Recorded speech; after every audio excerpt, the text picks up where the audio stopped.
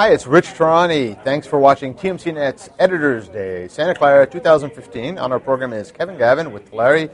Kevin, welcome back to the program. How are you? Doing great, Rich. Glad to be here. Thank you. Glad to have you. You know, I think, and I this is just going based on my memory, which is not that reliable, but if it were, I'd say that you probably are the most interviewed guest that we've had because you've been on, I think, at least 8 to 10 times. That'd be quite the honor. It might be true. I've been around for a while, and I've always appreciated and enjoyed meeting with you. So and you're always good on video, so wherever you're working, they're like, Kevin, yeah, video. Kevin, put Kevin on the video. Right. So great to have you. Tell us a little bit about Talari, what you guys are doing. It's really, really exciting. Talari is a leading SD-WAN provider. Frankly, the term SD-WAN is relatively new. What we really do is focus on helping enterprises build better wide area networks. Originally, we called it virtual WAN, hybrid WAN. The new term that's sticking is SD-WAN, but it's a fundamentally better way to build a wide area network.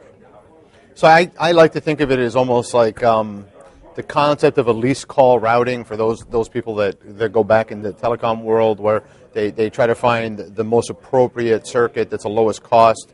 And in this case, though, it's kind of working with numerous circuits simultaneously because we're in the IP world and kind of determining which is the best, and then you can actually have a much more resilient and cost-effective and quality high-speed connection than you would if you had, let's say, a dedicated connection that was a lot more expensive from a single carrier. That's pretty much right. I mean, it is by its nature hybrid, so no longer relying on a single link, but instead having multiple links. It could be MPLS or cable modem DSL, even wireless 3G satellite. It doesn't matter. So it's all about multiple links.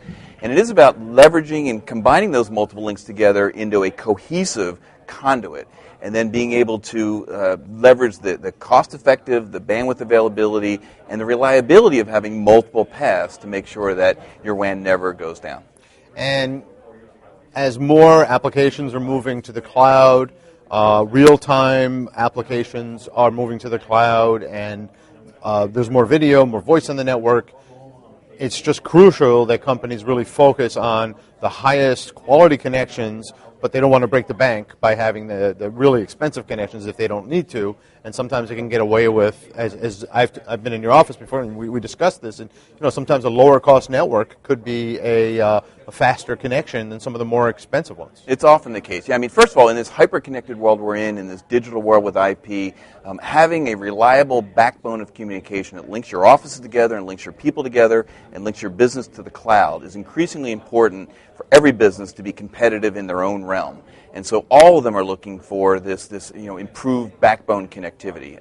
And so it's true that the abilities, in many cases, sort of these single-linked private networks of the past, often MPLS, was sort of the way the vast majority of enterprises run their WAN when you look backwards. But then you've got the broadband, you've got cable modem and DSL that are much larger capacity, much lower cost. There's some question around, are they as reliable or not, are they secure or not? And an SD-WAN is able to bring those characteristics of reliability and security of an MPLS into the lower cost broadband world. So the customers at the end of the day, the enterprise, is getting much higher capacity network at lower cost. They get more reliability for the applications because they're not single-threaded, relying on one network. If anything goes wrong in one network, not just an outage, but even if one network starts having sustained latency, a smart WAN, a Talari SD-WAN, is able to route around that latency problem, make sure your voice bits are always on the lowest latency, lowest packet loss, for instance. And so you get the reliability, and you also get simplification. Having 100 locations, whether you have 100 or 10 locations, having multiple links can be a challenge to administer and manage those links. And with an SD-WAN, with a Talari SD-WAN, you're able to have a holistic network. And you're not thinking about link by link. You're looking at the network as a whole, and it's much, much easier to administer and manage.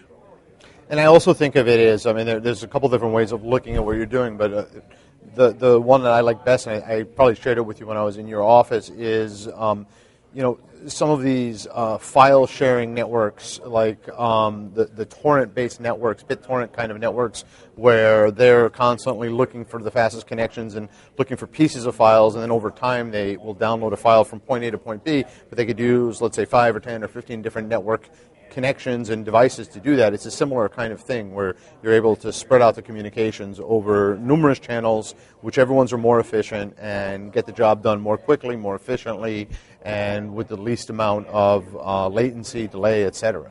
Yeah, it's a similar concept, and it's a slightly different implementation, but the same general concept, using multiple links and aggregating them together. The other analogy that's similar is kind of, with the whole idea of virtualization in storage, the ability to have kind of low-cost storage, but multiple and N+1, all of those kinds of things. Exactly. RAID is another one, because each individual drive could be unreliable, but if in aggregate, they're better. Exactly right. And the issue is that in the past, the vast majority of enterprises are on MPLS with some form of broadband backup. And if and when the MPLS breaks, which it often does, then there's a ungraceful failover that takes seconds, minutes, hours. But in the case of a Talari SD-WAN, these are active links. And so even if one not only fails, but even if it has congestion or if it has latency, we're able to route around those problems. Another example, it's a good trick, not a trick, but a feature really, is there's very different kinds of traffic running on that WAN. You have real-time traffic like voice, VDI, which are often low bandwidth. And on the other extreme, you have bulk file transfers, which are not so latency sensitive, but they're very, very bandwidth sensitive. They really want different treatment from the WAN. And so a Talari SD-WAN says, for voice and VDI bits, why not duplicate those and send them over both links? And on the receive side, the first arriver gets used, the late arriver gets discarded. So even if the MPLS link is delivering, if it misses a single packet, we pick up that packet from the other stream. Or if it starts getting sustained latency, then the other link takes over. So the ability to sort of duplicate is one example, where it's just a smarter way to manage your traffic over that WAN. Now you wouldn't want to do that with a bulk file. If you've got a terabyte, you're not duplicating it. Right. You're doing the opposite. You're spreading it over 3 links. So if you have 3 20 megabit per second circuits, you can achieve 60 megabits per second in throughput by spreading it. So you have different applications require different things from the WAN, and a smart WAN is able to manage the traffic based on incoming flows and based on real-time characteristics of the network. So we've talked a lot about the technology, so now let's shift gears. We're going to talk into the implementation. The viewers watching, they don't know if your product is the right fit for them. Let's go through the kinds of companies, the sizes, what businesses they're in, the applications that would be appropriate to have their network vastly improved by your solutions. Yep. So I'm very happy to talk about that. In particular, it's one of the things that I like to think is sort of an unfair advantage we have at Talari, is that we've been at this for 7 years. We have customers who've been deploying these systems for over 5 years. So it's not just bragging rights about having more customers or longer customers, but importantly, we've benefited from the feedback loop from those early customers. So the product today reflects multiple generations of software updates and refinements based on customer requirements. So we like to think, and I believe it's true, that I know we have more customers than anybody else. I think, in fact, more than all the rest of the market combined at this point. But we also have very, very high raving fan satisfaction among our customers. In terms of what they look like, the profile is really pretty broad. It's not super small, but it runs from sort of SMB up through enterprise. If you have a business with multiple locations and your WAN really matters to you, then you really should be looking at an SD-WAN. And in terms of verticals, it's really quite horizontal. The truth is, whether you're in any vertical, if you've got a WAN, you should be thinking about an SD-WAN. It turns out that we have many, many verticals, but we do have a couple of verticals where we have unique and sort of early success more than others. And it does shed some light. One example would be legal. We've had very good success in the legal community. We have Skadden Arps and Duane Morris and Freshfields. These are top 20 global law firms. And I think that's driven by video conferencing. Law firms do a lot of video conferencing, multiple simultaneous video conferencing from different rooms in the same building, and the cost to support that on MPLS is prohibitive. So those people really seem to enjoy the higher capacity and also the reliability, because if a video conference goes down, those are expensive lawyer hours that get interrupted. So video conferencing is a big driver in the legal community. Another vertical we've had good success with, and somewhat unique, is 911.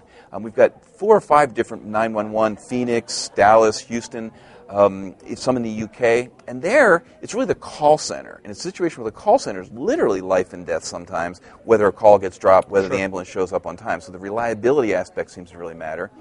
And the third vertical I'd mention is manufacturing. That seems to be driven more by remote locations. No matter where the corporate office is, the factory or the distribution centers are often in remote locations, either domestically or internationally, China, India, Africa. And so the ability to do, and so it's Komatsu and Fruit of the Loom and Tesla and a number of manufacturing companies now that are adopting Talari SD-WAN as well. That's great. So Kevin, anything else that we left out that a potential buyer should know? Well, I mean, I think really it's mostly about the customers. We love to talk about the product and the technology. Sure. We have competitors. They all talk about similar things. We like to focus on the customers. We recently posted on our website a podcast with 4 different customers that came on to talk about, from their perspective, what they like or don't like. That's and so I'd invite great. people to come to www.talari.com, click on the podcast. We also have some videos on that website that help explain it, to make it simple. But in the end, customers ought to look at more than one vendor, and we just ask to be one of those vendors. We have a very, very high win rate, and it really points back to the customer satisfaction we have and the experience we have based on 5 years of delivering SD-WAN successfully. Thanks, Kevin. Great story. Super, Rich. Appreciate it. Thanks a lot.